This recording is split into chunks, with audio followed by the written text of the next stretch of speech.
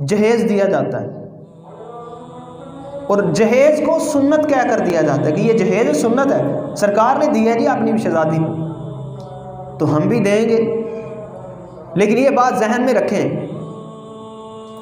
حضرت سیدنا علی المرتضیٰ رضی اللہ تعالی عنہ جب آپ کا نکاح ہونا تھا، ساری بات چیت طے ہو چکی تھی، تو آپ کے پاس ایک زرہ تھی۔ سرکار علیہ الصلوۃ والسلام نے یہ سامان اپنے گھر سے نہیں دیا تھا، اگر یہ سنت ہوتا، سرکار علیہ الصلوۃ والسلام نے دیا ہوتا تو یہ آپ نے حضرت فاطمہ سے پہلے جو 2 شہزادیاں حضرت عثمان کے نکاح میں دی تھی ان کو بھی دیا ہوتا، کیونکہ سرکار سے بہتر تو عدل کوئی نہیں نہ کر سکتا۔ یہ کہا جائے کہ سرکار نے ایک اپنی شہزادی کو یہ جہیز دیا، باقی 2 کو نہیں دیا، تو یہ تو عدل کے منافی چیز ہے۔ سرکار علیہ الصلوۃ والسلام نے حضرت فاطمہ کو بھی اپنے گھر سے کوئی چیز نہیں دی۔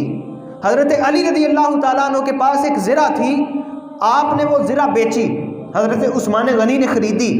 اور اس کے بدلے پیسے آپ کو دیے، ان پیسوں سے آپ نے وہ سامان خریدا اور حضرت فاطمہ کے آنے سے پہلے اپنے گھر میں اس کو رکھا۔ جس کو آج جہیز کا نام دیا جاتا ہے وہ حضرت فاطمہ یا آپ کے گھر میں سے نہیں آیا تھا، وہ حضرت علی نے اپنی زرہ بیچ کر خریدا تھا، اور پھر حضرت عثمان غنی نے شادی کے تحفے کے طور پر آپ کو زرہ بھی واپس کر دی اور پیسے بھی آپ کو دے دیے۔ تو یہ جہیز جس کو سنت کہہ کر دیا جاتا ہے، یہ ایک بیٹی کے باپ پر اتنا بڑا بوجھ ہے کہ کتنی ہی بیٹیاں اپنے گھر میں جہیز کا انتظار کرتے کرتے بوڑھی ہو جاتی ہیں، وہ اپنا گھر نہیں بسا پاتی، اپنی عمر گزار دیتی ہیں، جب تک کہ جہیز کا بندوبست ہوتا ہے ان کی عمر گزر چکی ہوتی ہے،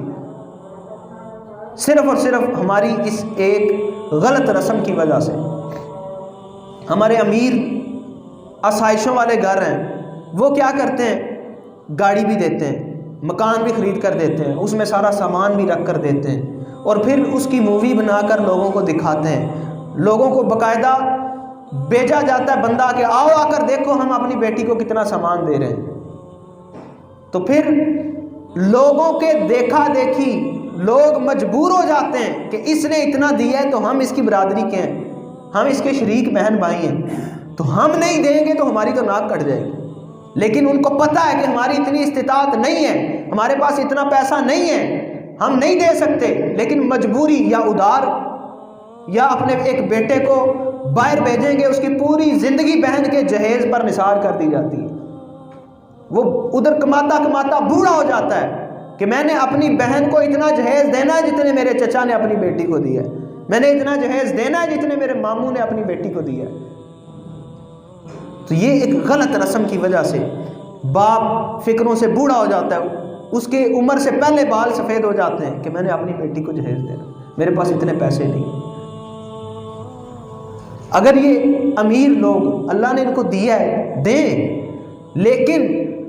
یہ بات ذہن میں رکھیں کہ ہم اگر اس چیز کی نمائش کو چھوڑ دیں، ہم نے لوگوں کے لیے دیا ہے،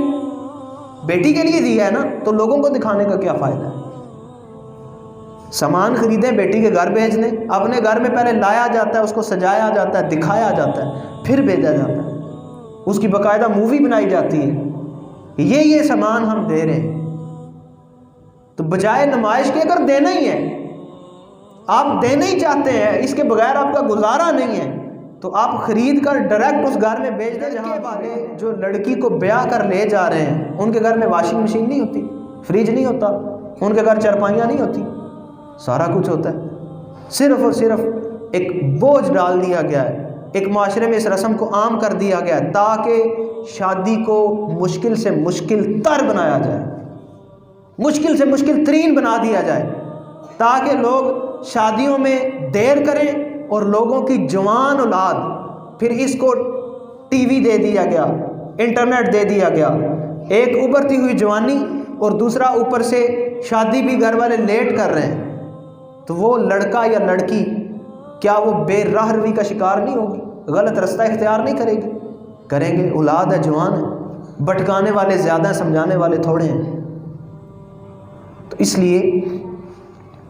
شادی ایک سنت ہے، نکاح سنت ہے، اس کو آسان کیا جائے، ہمارے معاشرے میں آپ دیکھیں ایوریج آپ دیکھ لیں کہ شادی جس کی جا رہی ہے نا، لڑکا یا لڑکی، ان کی عمر 25 سال یا اس سے زیادہ ہوتی ہے، حالانکہ اسلام کہتا ہے جب اولاد جوان ہو جائے اس کا نکاح کر دو، جیسے ہی اولاد جوان ہو فارغ کر دو، تاکہ معاشرے میں برائی جو پھیل رہی ہے، بے حیائی جو پھیل رہی ہے،